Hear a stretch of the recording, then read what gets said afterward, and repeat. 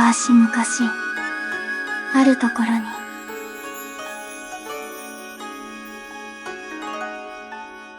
もし、あなたの優しさが誰かの命を救ったとしたら、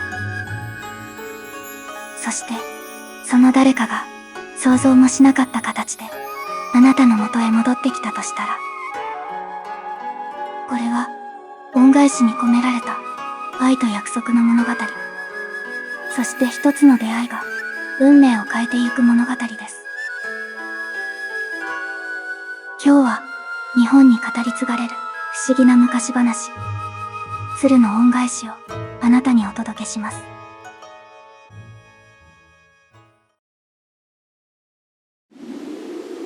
昔々、深い山あいの村に一人の青年が暮らしていました。両親は早くに亡くなり、小さな家で薪を集めたり、畑を耕したりしながら、なんとか生計を立てていたのです。冬は厳しく、雪が深く、静かに積もっていきます。それでも青年は、毎日のように山に入り、薪を背負って家に戻る日々を送っていました。決して豊かではありませんでしたが、誰にも迷惑をかけず、真面目に誠実に生きることを信条としていたのです。ある寒い冬の日の夕方、いつものように山で薪を集めていた青年は、木々の奥からかすかな鳴き声に気づきました。声の方へ静かに近づいてみると、そこには一羽の鶴が猟師の罠にかかってうずくまっていたのです。羽は乱れ、足には縄が絡まっていました。青年は、かわいそうに、と心の中でつぶやきながら、そっと近づき、縄をほどいてやりました。もう、罠にかかるんじゃないぞ。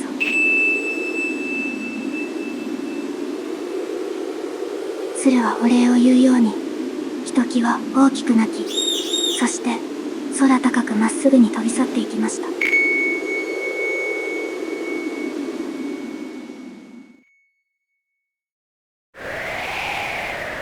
それから数日後のこと。村は大雪に見舞われていました。青年は戸をしっかりと閉め、いろりの火に当たりながら、静かに一人の夜を過ごしていました。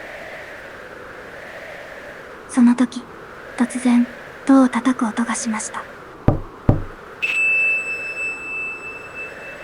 はて、こんな吹雪の夜に誰だろう。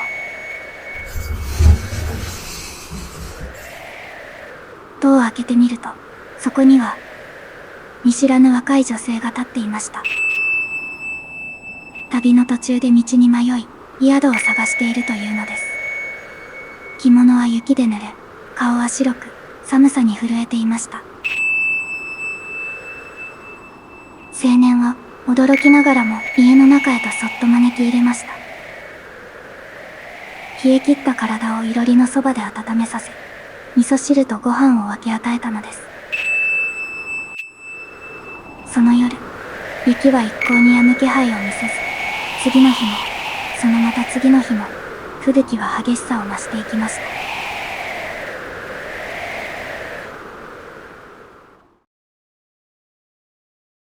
女性は泊めてもらっているお礼に、掃除をしたり、薪を割ったり、炊事を手伝ったりしました。一人きりで、静かだったこの家に、まるで花が咲いたような、柔らかな明るさが戻ってきたのです。青年は、ふと思いました。この娘がずっと家にいてくれたら、どんなにいいだろうか。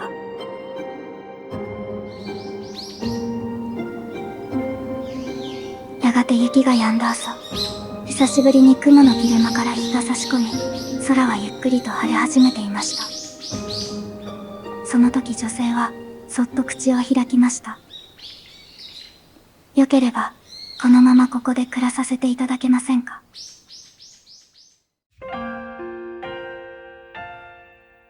青年は、戸惑いながらも答えました。私の暮らしは貧しい。良い暮らしはさせてやれないよ。すると女性は、まっすぐに青年を見つめて言いました。それでも構いません。あなたのそばにいたいのです。青年は静かにうなずきました。こうして二人は共に暮らし始め、やがて自然と夫婦となっていきました。派手な祝い事はありませんでしたが、いろりを囲む夜には笑い声がこぼれ、つつましくも心温まる日々が静かに流れていったのです。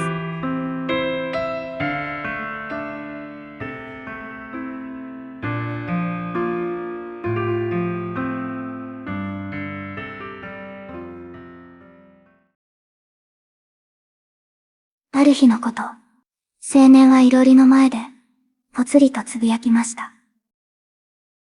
正月くらいは、もう少し良いものを食べさせてやりたいな。その言葉を聞いた妻は、翌朝、真剣な表情でこう言いました。お願いがあります。裏に、機織り部屋を作っていただけませんか。私に、できることがあるのです。青年は驚きました。これまで、妻が旗を織る様子を、見たことがなかったからです。けれど、妻の顔には、決意の色がありました。そして、こう付け加えました。ただし、一つだけ約束してください。私が織っている間は、決して部屋を覗かないでください。青年は少し戸惑いながらも、うなずきました。そして空き部屋を整え、織り機を運び入れ、簡素ながらも、機織り部屋をこしらえました。その日から、妻は部屋にこもり、旗を織り始めました。扉の向こうからは、トントン、カタン、静かに規則正しい音が響いてきます。朝になっても、妻は部屋から出てきませんでした。食事も取らず、水も飲まず、ただひたすらに布を織り続けていたのです。そして、3日目の朝、ようやく扉がゆっくりと開き、妻が静かに部屋から出てきました。その手には一枚の反物。絹のように滑らかで、羽のように柔らかく、まるで雪を織り込んだかのように真っ白な美しい布でした。これを町に持って行って売ってきてください。青年はその布を持って山を下り、初めて大きな町へと向かいました。町について布を広げると人々は目を見張りました。なんて美しい、こんな布は見たことがない。たちまち買い手がつき、青年は今までにない大金を手にしました。家に戻り、そのことを妻に伝えると、二人は少し贅沢な食材を買い、温かな膳を囲んで、心から穏やかな正月を迎えることができたのです。青年はふと思いました。こんな幸せが、ずっと続けばいい。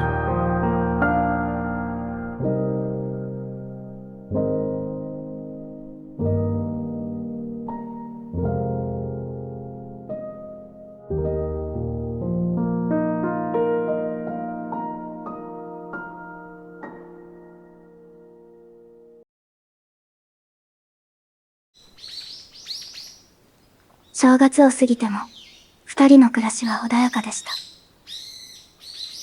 春には少し早いけれど、山の空気は柔らかく、雪解けの音がどこか遠くから聞こえてくるようになっていました。ある日妻はそっと言いました。もう一枚、布を織ろうと思います。あなたが喜んでくれて、私も嬉しかったから。ただし、前と同じ約束です。決して部屋の中を覗かないでくださいね。再び始まった機織り。けれど今回はその音が途切れがちで、以前よりもずっと弱々しく感じられました。4日目の朝、妻が手にしていた布は、さらに美しく繊細なものでした。けれどその顔には、深い疲れが滲み出ていました。目の下には、クマができ、頬も少しこけていました。どうか、これを売ってきてください。青年が町へ行くと、商人たちが布の周りに群がり、大きな騒ぎとなっていきました。その中の一人、特に裕福そうな商人が、布を手に取り、目を見開いて言いました。これは、殿様に献上しても良いほどの一品だ。もっと高く買い取ろう。ぜひ次も作ってくれ。そして、商人はこう尋ねました。ところでどうやってこの布を織ってるんだ？本当に、奥さんが織ってるのか？青年は、正直に答えました。はい。でも私は一度も見たことがないのです。部屋に入るなと言われていて、商人は首をかしげながら言いました。夫婦なのに、おかしな話だな。何か、秘密があるのでは？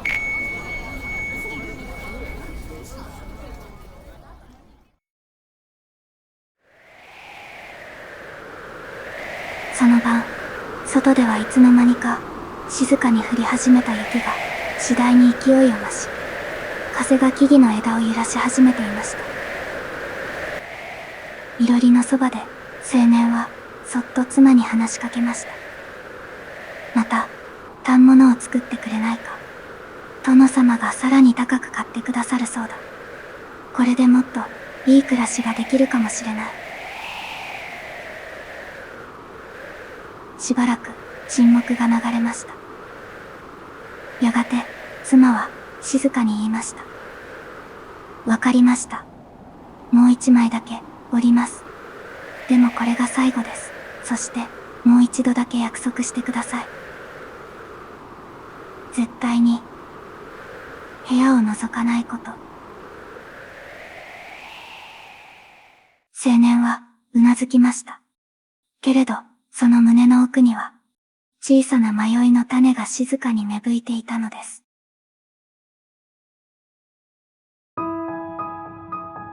3度目の旗織りが始まりました。けれど今回は、その音がなかなか続きません。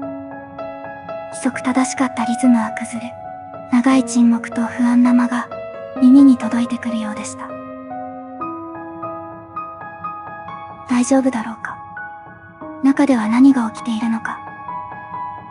青年はそっと立ち上がりました。そして静かに扉の前に立ちました。少しだけ、ほんの少しだけなら、大丈夫だろ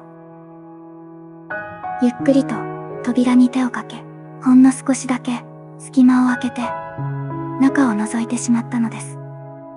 そこにいたのは、妻ではありませんでした。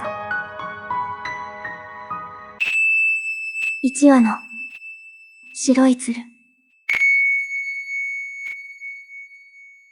鶴は、自らの羽を一本一本抜きながら、それを糸にして布を織っていたのです。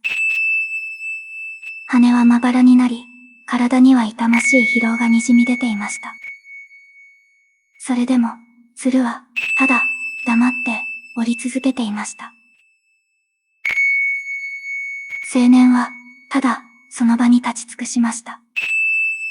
言葉も出ず、息もできず。あの時、助けた、鶴だったのか。自分の命を削ってまで、恩を返そうとしていたのか。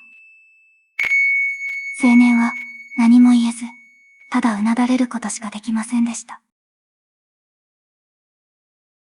あなたは、ついに見てしまったのですね。その時、鶴は再び人の姿へと戻り、寂しげな眼差しで、静かに青年を見つめました。私はあの日、あなたに助けられた鶴です。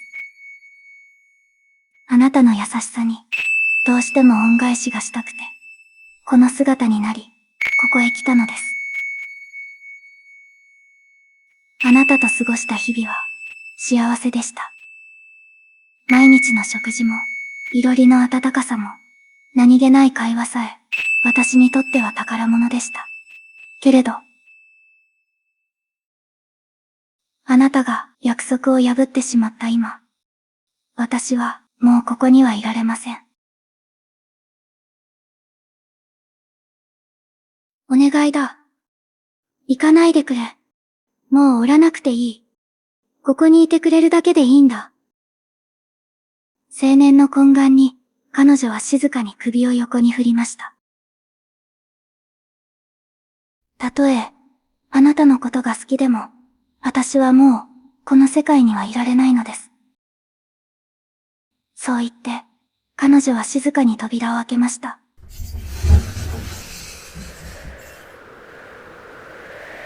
外には冷たい雪が、しんしんと降り続けていました。青年は、後を追いかけ叫びました。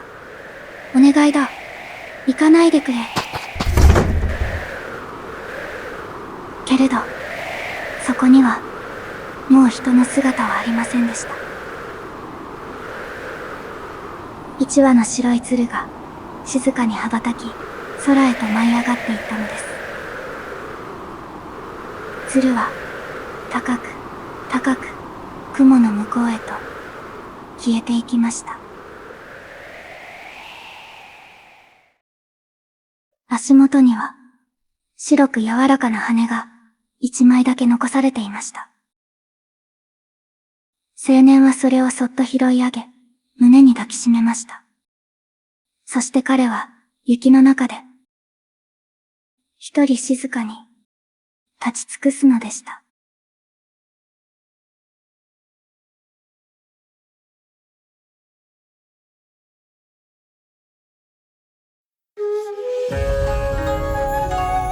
これは恩返しの物語であり、約束と愛、そして別れの物語でもあります。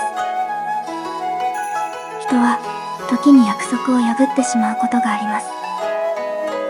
その代償として、取り返しのつかないものを失うこともあるかもしれません。けれど、たとえ離れ離れになっても、心の中に残った思いは、きっといつまでも、静かに息づいているはずです。あの白い鶴が教えてくれたのは、優しさの中にある強さと、本当の愛とは、誰かのために何かを差し出すことなのだということ。雪が降る夜、空を見上げてみてください。どこかで、あの鶴が静かに羽ばたいているかもしれません。